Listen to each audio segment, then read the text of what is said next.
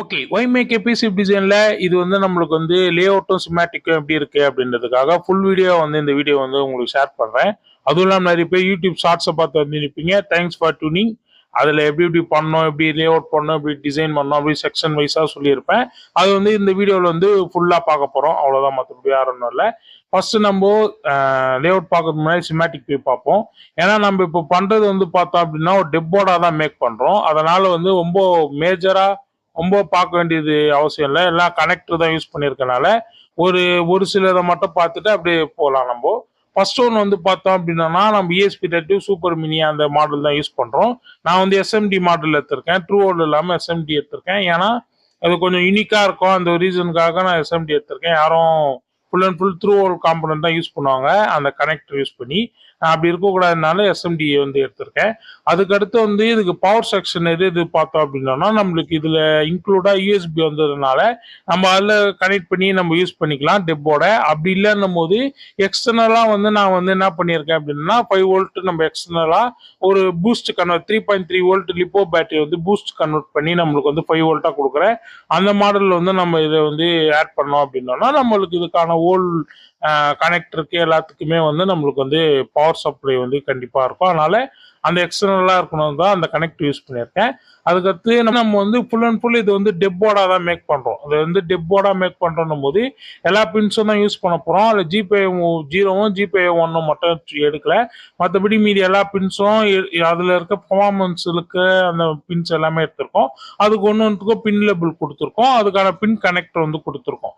இந்த கனெக்டர் தான் வந்து பார்த்தோம் அப்படின்னா இப்போ எக்ஸாம்பிளுக்கு இந்த இந்த இந்த பின் ஷார்ட் கனெக்டர் எடுத்திருக்கோம். இந்த கனெக்டர் வந்து ரிலேக்கான கனெக்டர்னு சொல்லி 2 ரிலே எடுத்திருக்கோம்.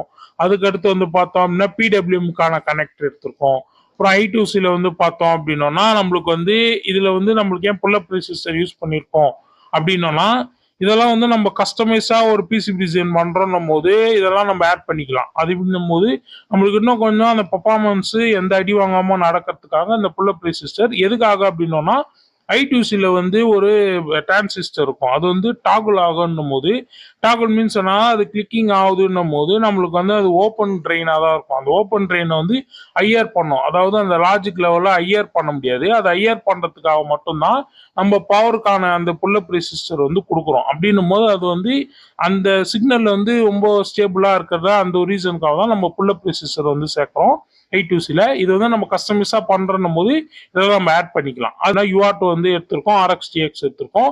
இதை வந்து நீங்க எப்படி கனெக்ட் பண்ணணும் அப்படின்னா இப்போ நான் வந்து எந்த மெத்தட்ல இருக்கணும், அதாவது இது அப்படியே உல்டாவா இருக்கணும். அதாவது அந்த அந்த கனெக்ட் இப்போ நம்ம யூஸ் பண்ற மாடல்ல அது வந்து RX வந்து முன்னாடி இருக்கு, செகண்ட் மில்ல இருக்குன்னு போது நம்ம TX கனெக்ட் பண்ணணும். அதே போல அதே தான் வந்து தேர்ட்ல வந்து பார்த்தோம் அப்படின்னா அதுல வந்து TX இருக்குன்னும் போது RX கனெக்ட் பண்ணும். ஏன்னா அது வந்து ஷிஃப்ட் பண்ணி தான் கனெக்ட் பண்றோம் போது தான் நம்மளுக்கு அந்த அந்த UART என்னமோ அந்த செக்ஷன் தானே, அதனால ஷிஃப்ட் பண்ணி நம்ம எடுத்திருக்கோம். அதுக்கு அடுத்து வந்து அனலாக் பின்ஸ் 2 எடுத்திருக்கோம். இந்த 2 தான் இருக்கா, 2 அனலாக் பின்ஸ் எடுத்திருக்கோம். மற்றபடி பார்த்தோம்னா டிஜிட்டல் பின் 2 எடுத்திருக்கோம். இது வந்து நம்ம சென்சார்ஸ்க்கோ அந்த மாரி மெத்தட்ல தான் யூஸ் பண்ண போறோம்னா டிஜிட்டல் பின்ஸ் எடுத்திருக்கோம். மற்றபடி வேற ஒன்றும் இல்லை கனெக்டர்ல. அதுக்கடுத்து இண்டிகேஷனுக்கு 3.3 வோல்ட்டுக்கோ 5 வோல்ட்டுக்கோ இண்டிகேஷனுக்கு நம்ம ஓம்ஸ் கேல்குலேட் பண்ணி அதுக்கு எவ்வளோ ரெசிஸ்டர் யூஸ் பண்ணணுமோ அதை எடுத்திருக்கோம். அதுக்கடுத்து வந்து 3.3 வோல்ட் அதே ஜென்ரேட் பண்ணாலும் நம்ம எக்ஸ்டர்னலா 3.3 வோல்ட் வேணாம். அதனால வந்து நம்ம 5 வோல்ட்டுக்கான அந்த எக்ஸ்டர்னல் பின் மட்டும் கொடுத்தா போதும். மற்றபடி யாரும் ஒன்றும் இல்லை. இவ்வளோதான் சிமேட்டிக், ரொம்ப சிம்பிளான சிமேட்டிக். அதுக்கடுத்து லேஅவுட் போவோம். லேஅவுட்ல வந்து பார்த்தோம் அப்படின்னா நம்ம ஃபர்ஸ்ட் ஒன்று என்ன பார்க்க வேண்டியது இருக்கு அப்படின்னா இதுல இருக்க அந்த கனெக்டர் ஒன்று சொல்றேன். இது வந்து ரொம்ப லென்த்தா போகும் அப்படின்றதுனால ஃபர்ஸ்ட் நம்ம இந்த சிக்னல் ரூட்டிங் பார்ப்போம். சிக்னல் ரூட்டிங்ல பார்த்தோம் அப்படின்னா நம்மளுக்கு வந்து டிஜிட்டல் பின்ஸும் அனலாக் பின்ஸும் ஓரளவுக்கு நம்ம வந்து கொஞ்சம் ஸ்ப்ரெட் பண்ணி வேற வேற கொஞ்சம் எப்படி சொல்லலாம் கொஞ்சம் லென்த் மேட்ச் இல்லாம கொஞ்சம் டிஸ்டன்ஸ் மெயின்டைன் பண்ணி நம்ம ரூட்டிங் பண்ணணும். ஏன் அப்படின்னா நம்மளுக்கு அந்த கிராஸ் டாக் ப்ராப்ளம் வரும். அதுவும் இல்லாமல் நாய்ஸ் வந்து அதிகமாக இருக்கும். அதெல்லாம் தடுக்கிறதுக்காக தான். அதே போல் நம்ம ஃபர்ஸ்ட் லேயர்லையும் செகண்ட் லேயர்லையும் ஷீல்டிங்காக காப்பர் போர் வந்து போட்டிருக்கோம். அப்படின்னும் போது நம்மளுக்கு நாய்ஸ் வந்து ஓவரா நம்மளுக்கு இருக்காது அனலாக் பின்ஸ்ல.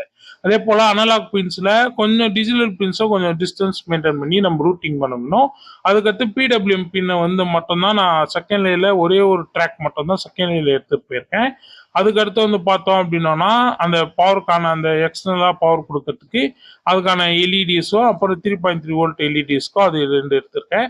அதுக்கடுத்து மேஜரா ஒரு 2 விஷயத்த மட்டும் பார்க்க வேண்டியது இருக்கு. அதுக்கான கிளியரன்ஸ் கண்டிப்பா குடுத்துருக்கணும். ஏன்னா இந்த 2 ட்ரேஸும் வந்து ஹை ஸ்பீடான புரோட்டோகால். இந்த 2 புரோட்டோகாலும் அதாவது I2Cயும் அப்புறம் வந்து நம்மளுக்கு வந்து UART செக்ஷனும் அப்படின்னும்போது அந்த புரோட்டோகால் எப்படி வந்து நம்ம மெயின்டைன் பண்ணி இப்படி ரூட்டிங் பண்ணோம் அப்படின்றத பார்ப்போம். இதுல அது மட்டும் தான் கொஞ்சம் பார்த்து நீங்க ரூட்டிங் பண்றா போல இருக்கும். இப்போ வந்து பேசிங் வந்து கொடுத்துருக்கணும். இப்போ எக்ஸாம்பிளுக்கு சொல்லணும் அப்படின்னோம்னா இப்போ I2C இருக்கு. I2C வந்து பார்த்தோம் அப்படின்னோம்னா நம்ம பேசிங் வந்து கொடுத்துருக்கிறது பார்த்தோம்னா இதுக்கான கிளியரன்ஸ் வந்து நம்மளுக்கு இருக்கு. அதுவும் இல்லாமல் நம்ம வந்து ஷீல்டிங்காக வந்து நம்ம வந்து காப்பர் போர் வந்து யூஸ் பண்ணி கிரவுண்ட் பிளான் வந்து போட்டிருக்கோம். அப்படின்னும் போது நம்மளுக்கு எந்த ப்ராப்ளம்லையும் சிக்னல் வந்து இன்டர்கிட்டிவ் ஆகாது, இன்டர்பியன்ஸ் ஆகாது, கிராஸ் டாக் ஆகாது. கிராஸ் டாக் ஆச்சு அப்படின்னோம்னா நம்மளோட சிக்னல் வந்து ஸ்டேபிளா இருக்காது. அதே போல வந்து ரீசெட் ஆகிட்டே இருக்கும். அதனால மட்டும்தான் ஒரே பேரலா ரூட்டிங் வந்து பேரலா இருக்கணும். அதுக்கான கிளியரன்ஸும் இருக்கணும். அதே போல I2Cக்கான கிளியரன்ஸும் அதே போல இருக்கணும். அதே போல இதுக்கான டிஸ்டன்ஸும் I2Cயும் அப்புறம் வந்து நம்மளுக்கு வந்து UARTம் அந்த டிஸ்டன்ஸும் கொஞ்சம் மெயின்டைன் பண்ணி நான் கொஞ்சம் ரூட்டிங் பண்ணிக்கணும்.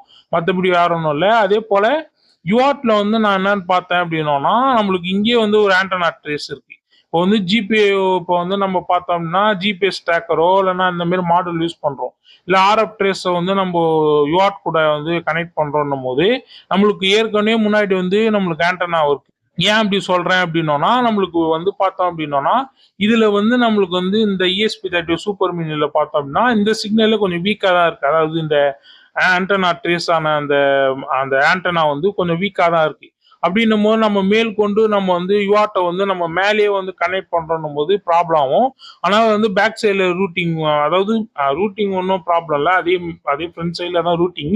ஏன்னா அது வந்து நம்மளுக்கு வந்து த்ரூ அவுட் காம்பவுண்ட்னால நம்ம அந்த மாதிரி ரூட்டிங் இருக்கும்.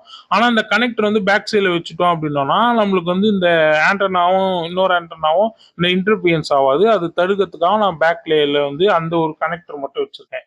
மற்றபடி வேற ஒன்றும் இல்லை. அதுக்கடுத்து இந்த காப்பர் போர் வந்து இங்க இருக்க அந்த கீப் அவுட் ஜோன் வந்து எடுத்துடணும். இங்க வந்து இருக்கிற இந்த GND காப்பர் போர் வந்து எடுத்துடணும். அது எடுக்கணும்னு ஏன் அப்படின்னா நம்மளுக்கு வந்து இந்த பிளாக்கிங் இருக்காது. இந்த ஆண்டனா ட்ரேஸோட பிளாக்கிங் இருக்காது. ஆனாலும் இதுல இருக்க காப்பர் போரை மட்டும் எடுத்திருக்கேன். மற்றபடி வேற ஒன்றும் இல்லை. இவ்வளவுதான் இந்த ரூட்டிங். இவ்வளவுதான் ரொம்ப சிம்பிளா ரொம்ப ஈஸியான ரூட்டிங்னா. அப்புறம் டிஜிட்டல் இங்க வந்து நம்மளுக்கு வந்து இங்க வந்து பார்த்தோம் அப்படின்னா இங்க ஒரு டிஜிட்டல் பின் இருக்கு. அது வந்து இங்க வந்து ரூட்டிங் வந்து ரொம்ப கிட்டக்க வச்சு ரூட்டிங் பண்ணியிருக்கேன். ஆனா இங்க வந்து பார்த்தோம் அப்படின்னா கொஞ்சம் ஓவரா கொஞ்சம் தள்ளி வச்சு ரூட்டிங் பண்ணிங்க அப்படின்னா இங்க வந்து நம்மளுக்கு வந்து அனலாக் பின் அந்த கனெக்டர் இருக்கறனால கொஞ்சம் தள்ளி வச்சு ரூட்டிங் பண்ணியிருக்கேன். மற்றபடி யாரும் ஒன்றும் இல்லை. அது மட்டும் கொஞ்சம் பாருங்க. இதுல வந்து 2 விஷயம் தான். I2Cயும் UART செக்ஷனும் கொஞ்சம் பேசிங் கொடுத்து கொஞ்சம் ரூட்டிங் பண்ணிக்கோங்க. ஏன்னா இது வந்து இந்த ப்ரோட்டோகால் வந்து கொஞ்சம் ஹை ஸ்பீடான ப்ரோட்டோகால்ன்றதுனால மட்டும்தான். மற்றபடி யாரும் ஒன்றும் இல்லை. இந்த லே அவுட் வந்து ரொம்ப காம்ப்ளிகேட்டான லே அவுட்லாம் கிடையாது. ரொம்ப ஈஸியான லே அவுட் தான். இதை வந்து பார்த்தா போதும். நீங்க அந்த சில் ஸ்கிரீன் லேயர்ல ஒரு சில விஷயத்த மட்டும் சேர்த்திருக்கேன். அது என்னென்னு பார்த்தோம் அப்படின்னா நம்மளுக்கு வந்து கனெக்ட் பண்றதுக்கு ஈஸியா இருக்கும். இப்போ பார்க்கறதுக்காக இங்க வந்து A1 A2 அப்புறம் வந்து PWMக்கு அது கொடுத்துருக்கேன். UARTக்கு I2C, அதுக்கடுத்து டிஜிட்டல் 1 டிஜிட்டல் 2க்கு அப்புறம் வந்து நம்மளோட ரிலேக்கு அதுக்கடுத்து இங்க ஒரு QR கோட் வந்து ஸ்கேன் பண்ணுங்க. அந்த QR கோடோட கொஞ்சம் பாருங்க. அதுக்கடுத்து இதோட வேர்ஷனுக்காக நான் வந்து என்ன இயர்ல பண்ணியிருக்கோம் என்ன மந்த்ல பண்ணியிருக்கோம் அப்படின்றதுக்கு அதுக்கடுத்து நம்மளுக்கு லோகோவும் அப்புறம் வந்து அந்த நேமும் வச்சிருக்கேன்.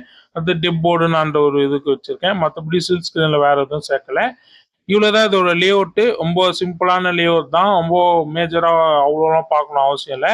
நீங்க இந்த UARTம் I2Cயும் மட்டும் பார்த்து கொஞ்சம் ரூட்டிங் வந்து பண்ணீங்கன்னா போதும். மற்றபடி யாரும் ஒன்றும் இருக்காது. இவ்வளவுதான். இது ஃபுல் வீடியோ வந்து போட்டிருக்கிறதுக்கு காரணம் ஏன் அப்படின்னா இது ரூட்டிங் வந்து கொஞ்சம் ஓரளவுக்கு வந்து ஈஸியா இருக்கும். அதே போல ரொம்ப ஷார்ட்டா தான் இந்த வீடியோ இருக்கும். நான் அது மட்டும் பாருங்க. அதெல்லாம் ஒரு வாட்டி DRC செக் மட்டும் பண்ணுவோம். ஏன் அப்படி சொல்றேன் அப்படின்னா ஒரு ஒரு ஒரு ஒரு ப்ராப்ளம் இருக்கு. அது இட்ஸ்கட்ல ஒரு ப்ராப்ளம் இருக்கு. ப்ராப்ளம் இல்லை, அது நம்மளுக்கு கம்ஃபர்டபுளா இருக்குன்றதுக்காக அதை மட்டும் மாத்திருக்கேன்.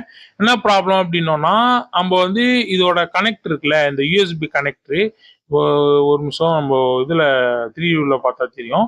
இந்த கனெக்டர் வந்து யூஎஸ்பி கனெக்டர் இருக்குல்ல, இது வந்து போர்டு வெளியே வரும். இந்த கனெக்டர் வந்து பார்த்தோம் அப்படின்னா, இந்த பின்னோட இது அப்படின்னா தான் நம்மளுக்கு வந்து இந்த பின்னுக்கு வந்து இந்த போர்டோட இடிக்காது. அந்த ஒரு ரீசனுக்காக நான் வந்து இந்த கனெக்டரை மட்டும் அந்த ஒரு இது மட்டும் போர்டு ஏஜில் வந்து எடுத்துகிட்டு வந்திருக்கேன். அதுக்கடுத்து பேக் லேயரில் அந்த யூஆர்ட் சொன்னால அந்த செக்ஷன் யூஆர்ட் வந்து பேக் லேயரில் இருக்கும்.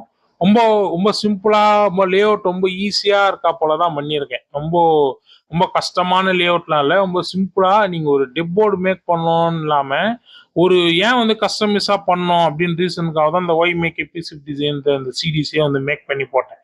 ஏன்னா இது வந்து ரொம்ப காமனாக ரொம்ப ஈஸியாக நம்ம லேஅவுட் பண்ணுற விஷயம்தான். இதுக்கு அடுத்தடுத்து இருக்குது. இருந்தாலும் எதுக்காக பண்றோம்? இப்ப I2Cல வந்து நம்ம ரெசிஸ்டர் சேர்த்துருக்கோம். அதே போல நம்மளுக்கு தேவைக்கு ஏத்தா போல நம்ம கனெக்டர் யூஸ் பண்ணிக்கலாம். அந்த ஒரு ஃபியூச்சர்லாம் இருக்கு. அந்த ஒரு ரீசனுக்காக தான் எதுக்காக பிசி போர்டா வந்து நம்ம பண்றோம்? எதுக்கு பிசி டிசைன் பண்ணோம்? அது புரிதல் இருக்கணும்னா இது வந்து ஸ்டார்டிங் ஸ்டேஜ் தான். அதனால சொல்லியிருக்கேன். நிறைய பேர் வந்து யூடியூப் ஷார்ட்ஸை பார்த்து வந்துருப்பீங்க. Thanks for tuning. இந்த பிசி டிசைனை பற்றி நீங்கள் டீட்டெயிலாக தெரிஞ்சுக்கணும் அப்படின்னா கண்டிப்பாக இந்த சேனல் உங்களுக்கு யூஸ்ஃபுல்லாக இருக்கும். இதை பற்றி இன்ச் பை இன்ச் டீட்டெயிலாக நான் வந்து இதுக்கடுத்து போடுவேன். அதே போல் போட்டுட்டு இருந்திருக்கேன். அதனால் அதை நீங்கள் சப்போர்ட் பண்ணி பாருங்கள். கொஞ்சம் உங்களுக்கு பிசிப் டிசைனில் இன்ட்ரெஸ்ட்டாக இருக்கீங்கன்னா கண்டிப்பாக இந்த சேனல் உங்களுக்கு யூஸ்ஃபுல்லாக இருக்கும். ஆனால் சப்ஸ்கிரைப் பண்ணி பாருங்கள். எலிபன் பிரிண்ட் சேனல் சப்ஸ்கிரைப் பண்ணி பாருங்கள். அதே போல் இந்த மாடல் வந்து நான் வந்து பிசி போர்டாக வந்து பண்ணலான்னு இருக்கேன். அந்த பிசி போர்டை பண்ணிவிட்டு அது என்னென்ன ஒர்க்கிங் பண்ணுது அப்படின்றத நான் ஜஸ்ட் ஷார்ட்ஸாக போடுறேன். பாருங்கள் அது மட்டும். மற்றபடி யாரும் இல்லை. Thanks for tuning. இல்லை இந்த வீடியோ பார்த்துக்கு ரொம்ப thanks. Thank you so much. Bye bye.